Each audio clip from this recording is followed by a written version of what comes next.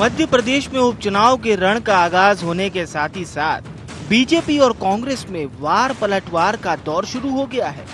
दरअसल खंडवा दौरे के दौरान पीसीसी चीफ कमलनाथ ने आरएसएस के बहाने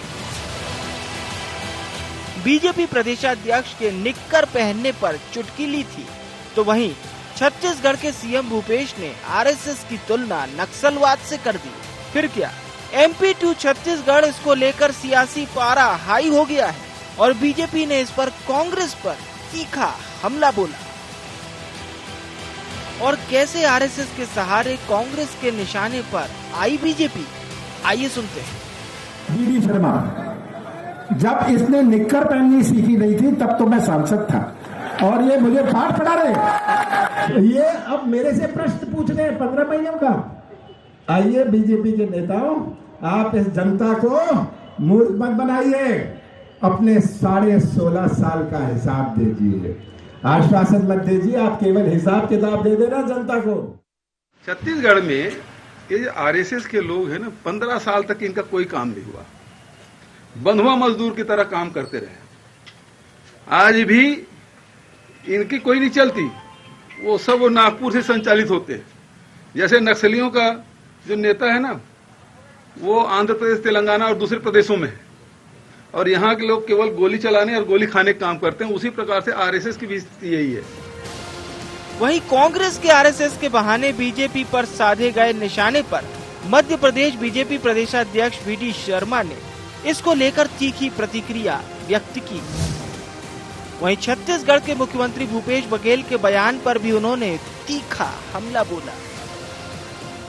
खास तौर पर जिस निक्कर की वो बात कर रहे हैं, मैं उस निक्कर को पहन करके ही राष्ट्रीय स्वयंसेवक संघ, जो इस देश का, दुनिया का सबसे बड़ा सामाजिक संगठन है, उनके विचारों से ओतप्रोत होकर ही आज मैं यहाँ पर खड़ा हूँ। तो हमारे यहाँ कहा भी जाता है कि जब उम्र ज्यादा हो जाती है तो थोड़ा शब्द अच्छा नहीं है, मैं उस शब्द का उपयोग नहीं करूंगा, तो हो सकता है उसका प्रभाव हो। लेकिन मैं ऐसा जरूर मानता हूं कि कमलनाथ जी से न मुझे सर्टिफिकेट की जरूरत है, न कमलनाथ जी मुझे अगर पहचानते हैं, नहीं पहचानते हैं तो इसकी भी मुझे आवश्यकता नहीं है। देखिए, कमलनाथ जी जैसे लोग रहे हैं, मैं नहीं कहना चाहता, आज मुझे कहने की जरूरत भी नहीं है। जहां पर वो दरबारी थे जिस परिवार के, उस सब परिवार को भी इसी निक्कर ने इस देश के अंदर उस विचार नहीं खत्म कर दिया। भूपेश बघेल जिस प्रकार की बात करने का प्रयास कर रहे हैं, तो वो भी दिग्विजय सिंह बनना चाहते हैं, तो अच्छी बात है कि इस प्रकार की बात करके पहले तो मैं कहूंगा कि वो दिग्विजय सिंह बनने का प्रयास न करें। अगर उनको बनना है तो बहुत अच्छी बात है। उपचुनाव के पहले आरएसएस के बहाने बीजेपी पर निशाना साधकर कांग्रेस गांधी के सहारे चुनावी वैतरणी पार करने की कोशिश में है। लेकिन इस सियासी वार पलटवार के बीच जनता के सरोकार के मुद्दों का पीछे छूटना क्या वोटर्स को पोलिंग बूथ तक खींच पाएगा? Bureau report, IND 24।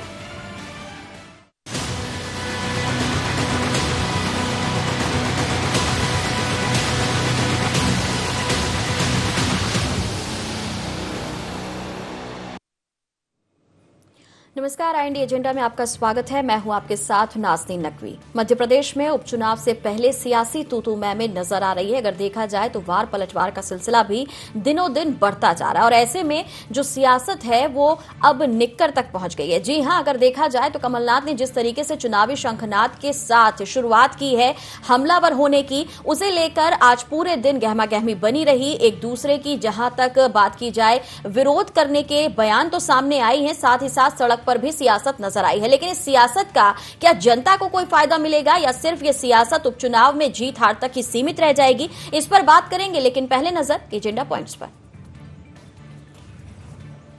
कांग्रेस के आरएसएस के बहाने बीजेपी पर निशाना साधने के क्या मायने? आरएसएस का जिक्र कर क्या कांग्रेस ने बढ़ाई मुश्किल?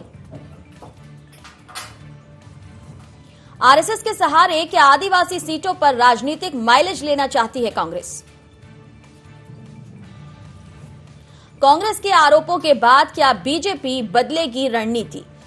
देखा जाए तो दोनों तरफ से जोर आजमाइश हो रही है सीटों को जीतने की। कांग्रेस के अपने दावे हैं, बीजेपी अपनी रणनीति पर काम कर रही है। कन्या पूजन से लेकर जनता के बीच पहुंचने तक, चुनावी प्रचार तक दोनों ही दल एक्टिव नजर आ रहे हैं। एक दूसरे पर आरोप प्रत्यारोप भी खूब गरमा रहे हैं। बात करेंगे, मेहमानों से परिचय करा देती हूं। हमारे साथ ब्रज गोपाल लोया जी जुड़ रहे हैं, बीजेपी का पक्ष रखेंगे। हमारे साथ हर्षवर्धन प्रकाश जुड़ रहे हैं, वरिष्ठ पत्रकार हैं।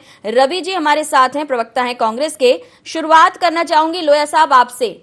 जिस तरीके से बात की गई है, आरएसएस को निशाने पर लिया गया है, न सिर्फ मध्य प्रदेश की बल्कि अगर हम छत्तीसगढ़ की बात करें, नक्सलवाद से तुलना की है सीएम भूपेश ने, क्या कहेंगे?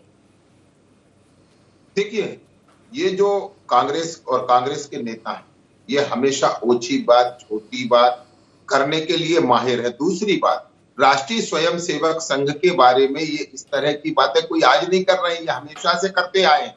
परंतु उसी राष्ट्रीय स्वयंसेवक संघ के कार्यकर्ताओं ने, उनके स्वयंसेवकों ने इन्हें अपने घर बैठाने का काम किया है। ये वो विचार है जो पिछले 90 वर्षों में पूरे देश में नहीं, दुनिया में पहुंचा, और पूरी दुनिया में आज ये माना जाता है कि राष्ट्रीय स्वयंसेवक संघ से बेहतर कोई भी सामाजिक संगठन नहीं है, सांस्कृतिक संगठन नहीं। उस सामाजिक और सांस्कृतिक संगठन को बदनाम करने की जो कोशिश कांग्रेस करती है वो हमेशा से, और ये जो भूपेश बघेल जी का बयान है, इससे गंदी बात है। तो उनके पिताश्री कर चुके हैं, जिसके कारण उन्हें जेल भी जाना पड़ा। उन्होंने तो राम के अस्तित्व को अस्वीकार कर दिया था। तो जो लोग राम के अस्तित्व को अस्वीकार करते हैं, उनके बच्चे राम भक्तों का अस्तित्व भी अस्वीकार ही करेंगे, उनसे इसके अलावा कोई उम्मीद नहीं। जहां तक प्रश्न कमलनाथ जी के बयान का है, तो आप बहुत बेहतर जानती हैं कि उन्होंने इसका परिचय भी दिया कि अब उनकी स्मृति कमजोर होने लगी है। उन्हें पूछना पड़ रहा है कि भारतीय जनता पार्टी के प्रदेश अध्यक्ष कौन है, और लोगों को बताना पड़ रहा है। तो उनके बयान पर, जैसा माननीय वी.डी. शर्मा जी ने कहा है कि हम उस गंदी भाषा का इस्तेमाल तो नहीं कर सकते हैं, परंतु माननीय कमलनाथ जी से यह आग्रह जरूर है कि यदि आप उम्र में बड़े हैं तो अपने स्वभाव में भी बड़प्पन लाइए, और ये बड़प्पन आपको लाना पड़ेगा। और यदि आप में साहस है तो एक ही तारीख वर्ष में जन्मे आदरणीय वी.डी. शर्मा जी और राहुल गांधी जी बराबर उम्र के लोग हैं। यदि आप में हिम्मत है, यदि आप में दम है, तो आप राहुल गांधी और प्रियंका गांधी के बारे में इस तरह की बातें कहकर बताइए। ये जो दरबारी लोग हैं, ये आज आपने जिसका परिचय दिया है माननीय कमलनाथ जी ने, इतने वरिष्ठ नेता, आप भले ही बहुत वरिष्ठ ना हो, परंतु उम्र में आप बहुत वरिष्ठ हैं, और इसलिए हम सब आपका सम्मान करते हैं।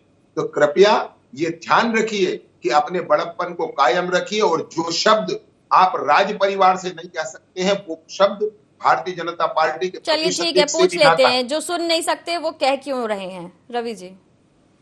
देखिए, लोया जी ना तो बीजेपी के प्रवक्ता हैं और ना पैनलिस्ट हैं। मैं उनकी बातों को बहुत गंभीरता से नहीं लेता हूं। जहां तक कांग्रेस पार्टी का सवाल है, जिस तरह की भाषा लगातार भारतीय जनता पार्टी के विधायक, नेता और मंत्री बोल रहे हैं, उनसे तो लगता है कि उनका मानसिक संतुलन बहुत ज़्यादा गड़बड़ा गया है। मैंने तो कहा भी था, पिछली बार मैं आपके चैनल पे आया था, एक डॉक्टर्स की मैं लिस्ट लाया था कि इनको दिखाना चाहिए। आज कमलनाथ जी, जो कि इतने बड़े नेता हैं, देश के बड़े नेता हैं, जो प्रोटेम स्पीकर के रूप में जिन्होंने पूरे लोकसभा को शपथ दिलाई थी, उनके बारे में अगर वी.डी. शर्मा जी इस तरह की बात करते हैं तो निश्चित रूप से कमलनाथ जी को पूछना पड़ेगा, कहना पड़ेगा कि भाई, जब तुम निक्कर पहनते थे तब मैं लोकसभा के अंदर मेंबर था, मैं चुन के वहाँ पहुँच गया था। तो कम से कम अपनी भाषा पर तो आपको थोड़ा सा नियंत्रण रखना चाहिए। देखिए, मैं आपको एक बात कहना चाहता हूँ नाज़नीन, कि हम भारतीय संस्कृति सभ्यता के लोग हैं, और भारतीय जनता पार्टी तो बहुत ज़्यादा इन बातों को उठाती है और कहती है कि we are the party with a difference, और हम लोग जो हैं भारतीय संस्कृति सभ्यता की बहुत बात करते हैं। तो निश्चित रूप से बड़ों का सम्मान इसके अंदर सर्वोपरि है। नहीं, लेकिन वो ये कह रहे हैं ना कि बड़ों को भी छोटों का सम्मान करना चाहिए। और आपने कहा कि लोया साहब पैनलिस्ट नहीं है, या लेकिन बीजेपी ने ही अपनी तरफ से उन्हें भेजा है ना पक्ष रखने के लिए। भेजा होगा, मुझे मालूम नहीं है। आपके चैनल पे क्यों भेजते हैं इनको, मुझे मालूम नहीं है। क्योंकि मैं केवल एक बात आपको कहना चाहता हूँ कि जब आप, न्यूटन का एक लॉ है, every action is having the reaction. जब आप इस तरह की बात करेंगे, इस तरह की भाषा का उपयोग करेंगे, तो निश्चित रूप से बड़ों का काम है कि वो छोटों को सीख दें कि बेटा तुम जब स्कूल में पढ़ते थे, हमारे यहाँ कहा जाता है ना कि जब बेटा तुम स्कूल में पढ़ते थे या जिस स्कूल में तुम पढ़ते हो उसके हम हेडमास्टर रह चुके हैं। तो निश्चित रूप से भारतीय जनता पार्टी को अपना जो चाल चरित्र और चेहरा जिसकी दुहाई देते थकते नहीं है, उस पर ध्यान देना होगा। बड़ों का सम्मान करना सीखना होगा। ठीक है, वो अपने बड़ों का भी सम्मान नहीं करते, अडवाणी जी को और मुरली मनोहर जोशी जी को, जसवंत सिंह जी को और यशवंत सिंह सिन्हा जी जैसे बड़े नेताओं को जिन्होंने भारतीय जनता पार्टी को खड़ा किया, आज इस मकाम तक पहुंचाया, जब उनको उन्होंने तिरस्कृत कर दिया, उनका अपमान कर दिया, उनको लगातार जो है वो तिरस्कृत करते चले आ रहे हैं, तो निश्चित रूप से वो कांग्रेस पार्टी के बड़े नेताओं के प्रति भी इस तरह का भाव रखते होंगे। मैं केवल एक बात कहना चाहता हूं आप नाज़नीन, आपके चैनल के ऊपर, कि राजनीतिक विचारधाराएं हमारी अलग हो सकती हैं, हमारे राजनीतिक प्रतिबद्धताएं अलग हो सकती हैं। अभी मैं उनका आपके लोया जी की भाषा सुन रहा था, वो जिस तरह की भाषा का उपयोग कांग्रेस पार्टी के नेताओं के लिए करते हैं, निश्चित रूप से इससे और गंदी भाषा हम लोग बोल सकते हैं, पर हम नहीं बोलते क्योंकि हमारे संस्कार वैसे नहीं है। मैं भी अमित शाह जी को एक सेकंड मेरी बात पूरी कर ले। मैं भी अमित शाह जी को तड़ी पार कह सकता हूँ, मैं भी मोदी जी को फेंकू कह सकता हूँ, मैं भी शिवराज जी को घोषणावीर कह सकता हूँ, मैं भी बहुत सारे शब्दों का उपयोग कर सकता हूँ। जिस अंदाज में उन्होंने कहा, मैं कहना नहीं चाहता, लेकिन सब कुछ नहीं अजय लोया जी, मैं आपसे बहस नहीं करना चाहता हूँ क्योंकि मैं जानता हूँ कि आपकी संस्कृति सभ्यता उसी तरह की है, आप उसी तरह की शिक्षा लेते हैं। मैंने आज ही आप अगर देखें तो मैंने जब भी आप किसी चैनल पे होते हैं गुरु गोवलकर का एक बयान डाला है जो उन्होंने महिलाओं के प्रति किया था कि ये महिलाओं को तो वोटिंग राइट देना ही नहीं चाहिए। ये ऑब्जर्वर में छपी है, मैंने नहीं कहा है, उन्होंने स्वयं अपना बयान दिया था। तो मैं समझता हूं कि आप लोगों की जो चाल चरित्र और चेहरा है वो भारतीय संस्कृति के विपरीत है। आप बात बहुत करते हैं पर ना तो आप में बड़ों का सम्मान है, ना आप छोटों का आदर। सम्मान की इस लड़ाई को मैं थोड़ा सा और समझने की कोशिश करती हूँ। हर्षवर्धन प्रकाश हमारे साथ हैं। हर्षवर्धन जी, अगर देखा जाए मुद्दे जो थे, जो इन उपचुनाव में होने चाहिए थे, उनसे अब और ज्यादा डाइवर्ट होते हुए नजर आ रहे हैं। बात यहाँ पर सावरकर की हो रही है, बात संघ की हो रही है, बात राष्ट्रवाद होने या ना होने की हो रही है। तो क्या लगता है आपको कि मुद्दे जो थे महंगाई और बेरोजगारी के, क्या वो बहुत अच्छे तरीके से काम नहीं कर रहे थे, इसलिए अब संघ की बात याद आ गई, नक्सलवाद की बात याद आ गई, और खास तौर से जिस तरीके से बुक लॉन्च हुई और उसके बाद माफी मांगने को लेकर या ना मांगने को लेकर जो पूरी बहस आज दिन भर चली है, कैसे देखते हैं आप उसे? देखिए, चुनाव के इन पहले जो है हमारे मध्य प्रदेश में या कह लीजिए अब देश में परिपाटी बन गई है कि जो बुनियादी मुद्दे हैं वो बहस से गायब हो जाते हैं। कमलनाथ के शब्द पकड़ने में भाजपा बहुत माहिर है। आपको याद होगा कि भाजपा की एक महिला नेता के लिए कमलनाथ ने आइटम शब्द का इस्तेमाल पिछले उपचुनाव में किया था, जो उनको बहुत भारी पड़ा। उनको चुनाव आयोग का नोटिस भी आ गया और बहुत कुछ खेल भाजपा ने इस शब्द को लेके खेला, क्योंकि गलत शब्द था, इस्तेमाल नहीं करना चाहिए, मैं इसकी पैरवी करता हूँ। लेकिन सवाल यही उठता है कि जिस खंडवा लोकसभा सीट में चुनाव हो रहा है, उपचुनाव हो रहा है, उसका एक खालवा ब्लॉक है जो कि कुपोषण के लिए कुख्यात है। वहां पे आदिवासी समुदाय के बच्चे कुपोषित हैं। क्या हमारे राजनीतिक डिस्कोर्स में ये मुद्दा कहीं पे आया? वो बच्चे तो बेचारे ऐसे हैं कि निकर भी पहने तो उनकी हड्डियां आप गिन सकती हैं, ऐसे कुपोषित बच्चे हैं। निकर पे हमारी राजनीति आज बहस कर रही है। हमारी राजनीति के लिए कुपोषण मुद्दा नहीं है, बेरोजगारी मुद्दा नहीं है, महंगाई मुद्दा नहीं है, और कहीं न कहीं जनता भी मुझे लगता है कि इन मुद्दों को लेकर बहुत उद्वेलित नहीं है। आपका जो पब्लिक कंसाइंस है, जो सिविल डिस्कोर्स है, उसमें भी मुद्दे कहीं नहीं दिखाई देते। तो एक बहुत सिस्टमैटिकली ब्रेन वॉश जनता का कर दिया गया है कि जनता को बुनियादी मुद्दों से, समस्याओं से अलग हटा के रखना है और कुछ शब्दों को लेके बहस करनी है, कुछ बातों को लेके बहस करनी है, इतिहास को लेके बहस करनी है, नाम बदलने को लेके बहस करनी है। लेकिन जो हमारा वर्तमान है, जिससे हम जूझ रहे हैं, उसको बहस से बाहर रखना है। तो हमारा भी एक कर्तव्य है मीडिया का कि हम बुनियादी मुद्दों पे बहस को लेके आए और जनता को वापस सोचने में मजबूर करें। क्या कहना चाहेंगे लोया साहब? नहीं, देखिए मुझे 2-3 बातें, अभी आदरणीय रवि सक्सेना जी बहुत सारी बातें बता रहे, हमें बता रहे थे भारतीय जनता पार्टी अपने किसी नेता का जितने हमें विचार दिया है, विचारधारा दी है और राजनीति के रास्ते पर डाला है, हम उनमें से किसी नेता का अपमान नहीं करते। ये जो बड़े सम्मान की बात कर रहे हैं ना, क्या सम्मान मिला है पीवी नरसिम्हा राव जी को जो इनके अध्यक्ष थे, क्या सम्मान मिला है सीताराम केसरी जी को जो इनके राष्ट्रीय अध्यक्ष थे, क्या सम्मान मिल रहा है कपिल सिब्बल को, हवाई बात मत कीजिए, क्या मिला है, क्या मिला है मुझे बताइए। नहीं, क्या आप क्या कहना चाहते हैं, क्या मिला है, क्या हमने क्या अनादर किया है, उनको हमने मार्गदर्शन लीजिए तो नहीं डाला। अरे आपको उनके सुन लीजिए मिस्टर लोया, अरे लोया सुन लीजिए, आप अगर बयान मत कीजिए, बयानबाजी मत कीजिए, क्योंकि आपके पास इसके अलावा और कोई काम नहीं है। आप ये बताइए कि मुरली मनोहर जोशी जी को इस तरह से क्यों तिरस्कृत किया गया, क्यों लालकृष्ण आडवाणी जी को तिरस्कृत किया गया, क्यों उन्होंने यशवंत सिन्हा जी को तिरस्कृत किया, क्यों उन्होंने जसवंत सिंह जी को तिरस्कृत किया, क्यों किया, इसका जवाब दीजिए, इसका जवाब दीजिए। पहले कांग्रेस पार्टी ने ना तो नरसिम्हा राव जी के लिए कुछ कहा है या सीताराम केसरी के लिए कुछ कहा है। आप बयानबाजी करते हैं और यही आपकी संस्कृति है, यही आपकी शिक्षा है और इसी शिक्षा पे आप काम करते हैं। लोगों को बरगलाते हैं, लोगों को आप मिसगाइड करते हैं। आप मुझे बताइए, मैं आपसे पूछना चाहता हूँ, आप जवाब दीजिए। उनमें से है मुद्दे पे लौटिए, महंगाई क्यों है, महंगाई की बात करते हैं, बेरोजगारी है, जो मध्य प्रदेश में बिजली का इतना बड़ा संकट है, इन सब बातों को आप कर रहे हैं।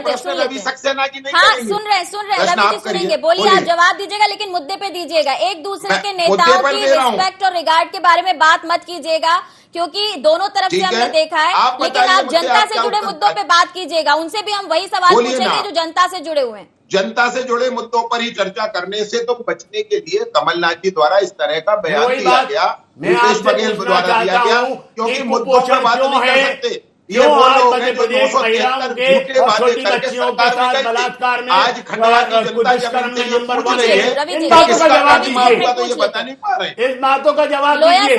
लोया सर, अगर कमलनाथ जी ने जो कुछ कहा, वीडी शर्मा जी के लिए जो कुछ कहा, आपको लगता है कि जनता मूल मुद्दों को भूल जाएगी, लेकिन जनता का सवाल जो है वो सरकार से है, विपक्ष से और कांग्रेस से वो नहीं पूछना चाहते, उनके तो अपने लोग खुश नहीं है, वो आपकी पार्टी में आ रहे हैं जैसा कि आप कह रहे हैं।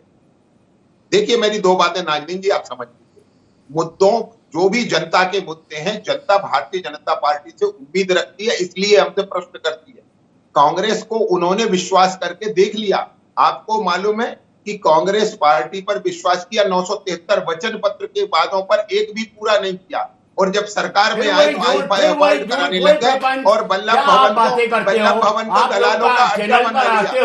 आप पढ़ाई लिखाई करके आया करो। हमने 27 लाख किसानों का कर्जा माफ किया। आप लगातार झूठ बोलते रहे कि आपने कोई किसी किसान का कर्जा माफ किया। आखिर में क्या हुआ? विधानसभा में कहा कि हाँ 27 लाख किसानों का कर्जा कमलनाथ जी की सरकार ने माफ किया। कमलनाथ जी अनशन बातें कर लीजिए, एक करके बात कर लेते हैं। लोया साहब, एक-एक करके बात कर लेते हैं। पढ़ लिख कर चैनलों पर आया करो, अनर्गल बयानबाजी मत किया करो। ठीक है रवि जी, 27 लाख किसानों का कर्जा 15 महीने के अंदर कांग्रेस पार्टी ने माफ करके दिखाया है, और आपने किसान को कर्जे में डुबा दिया है। ये किसान आज आत्महत्या के नंबर में मध्य प्रदेश नंबर 1 है। सक्सेना जी से ये कहना पड़ेगा कि वो उनकी भी सुन लेते हैं, उनकी भी सुन क्या है? लेते हैं। आप रवि सक्सेना जी बोलेंगे, जवाब तो देने दीजिए, बोलिए लोया सर, बोलिए। देखिए मैं बताता हूँ, राष्ट्रीय अध्यक्ष कांग्रेस पार्टी के राहुल गांधी जी मध्य प्रदेश में जो सवाल पूछा उनके जवाब दीजिए। सबको मालूम है कि राष्ट्रीय अध्यक्ष कौन है, कौन ने क्या किया है। मोदी जी क्या कर रहे हैं, अमित शाह क्या कर रहे हैं, क्या आज इन चैनलों पर हम करने के लिए बैठे हैं? जनता के सवाल का जवाब, मैं जो सवाल पूछा उसका जवाब दीजिए। क्या हमने 27 लाख किसानों का कर्जा माफ नहीं किया? ठीक है किया कि नहीं किया? आपको लगता है कि आप उनके पूछने से वो करेंगे? पेंशन आप गलत जगह पूछ रहे हैं रवि जी।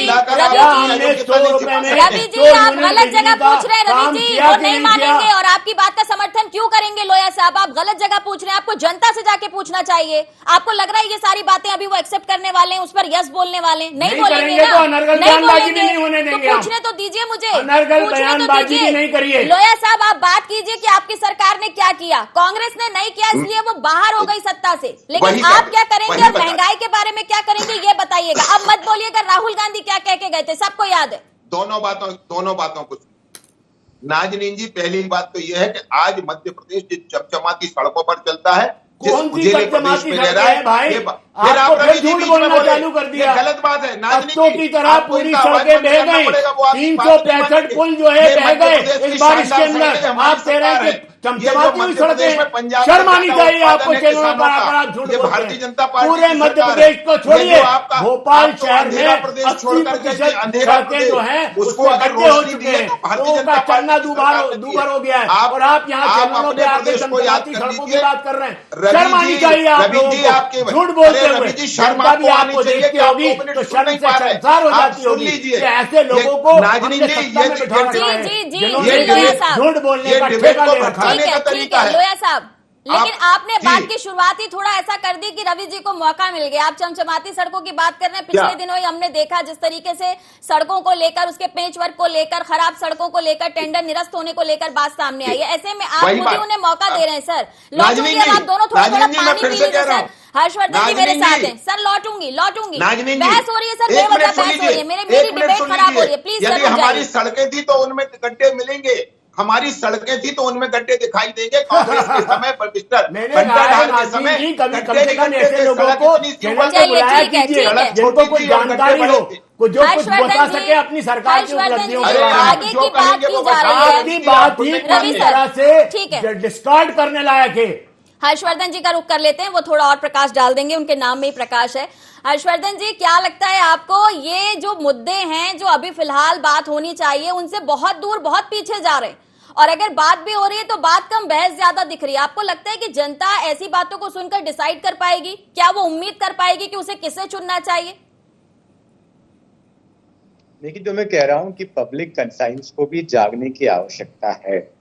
सिस्टमेटिकली जनता के दिमाग में कुछ चीजें भर दी गई हैं और मुझे लगता है कि जनता में भी एक वक्त परिवर्तन आएगा। एक हर चीज का चक्र होता है नाज़नीन जी। जी। अभी जो मुद्दे चल रहे हैं वो जनता उनसे ऊब जाएगी और ये वक्त आएगा जब हमारे सियासी दलों को जिम्मेदार होना होगा और जनता के मुद्दों पे बात करनी होगी। अभी ये जो डिविएटिंग पॉलिटिक्स है, भटकाने की पॉलिटिक्स है, वो खत्म हो जाएगी। जनता के मुद्दे हैं महंगाई। आज डीजल मध्य प्रदेश में 102 रुपए को भी पार कर चुका है जी। डीजल और पेट्रोल के दाम में बमुश्किल 10 रुपए का 11 रुपए का अंतर आज रह गया है। जनता जो कि अपनी जेब से बटुए से पैसा निकाल के पेट्रोल पंप पे देती है, क्या उसको एहसास नहीं है? क्या मध्य प्रदेश की सरकार को टैक्स नहीं कम करना चाहिए? या क्या कमलनाथ की सरकार जब सत्ता में थी तब उसको टैक्स नहीं कम करना चाहिए था? ये मुद्दे हैं नाज़नीन जी और जनता देख रही है, जनता समझ रही है। कांग्रेस विपक्ष में होने के बाद भी मुद्दों से भटक रही है, क्योंकि आरएसएस की बात कर रही है, सावरकर की बात कर रही है, और ऐसे में कहीं वो भी जनता के मूल मुद्दों से अपना ध्यान भटका रही है। देखिए होता यही है कि भाजपा इतनी उस्ताद है चुनाव खेलने में कि कहीं न कहीं कांग्रेस भी भाजपा की धुन पे नाचती दिखाई देती है। मैंने आइटम शब्द के बयान का जिक्र किया था उपचुनाव में। अब ये निकर शब्द जो कमलनाथ दे बैठे हैं भाजपा को, वो कहीं न कहीं उनपे भारी पड़ता दिखाई दे रहा है। निकर एक संगठन का भी प्रतीक है और निकर एक उम्र का भी प्रतीक है, क्योंकि कम उम्र की है। भाजपा कह रही है साहब कमलनाथ युवा विरोधी हैं, लेकिन भाजपा भी कमलनाथ की उम्र को लेके तो वार कर ही रही है ना, वो भी तो बिलो द बेल्ट मार ही रही है। तो भाजपा भी जान ले कि उसके बहुत सारे नेता जो हैं वो भी उम्र दराज होने के बावजूद बड़े पदों पे हैं। तो उम्र की कोई बात नहीं है। देखिए या तो भाजपा कहते था कि हम युवा लोग को ही टिकट देंगे, उसको ही बड़े पदों पे रखेंगे। तो उम्र का एक तकाजा होता है, उम्र अनुभव भी लेके आती है और उम्र एक मैच्योरिटी भी लेके आती है। तो कम से कम इससे दूर रखें बहस को और बुनियादी मुद्दों पे फोकस करें तो जनता आपको याद रखेगी। रवि सर, क्या लगता है, जैसा कि कह रहे हैं कि पहले आइटम शब्द और अब निक्कर मुसीबत बढ़ा सकता है? देखिए, कांग्रेस पार्टी में कभी ना तो मुसीबत बढ़ी है और ना कभी मुसीबत होगी, क्योंकि हम सच्चाई के साथ रहे, हम सच्चाई की बात करते हैं और कमलनाथ जी ने जो कहा है वो सच्चाई है।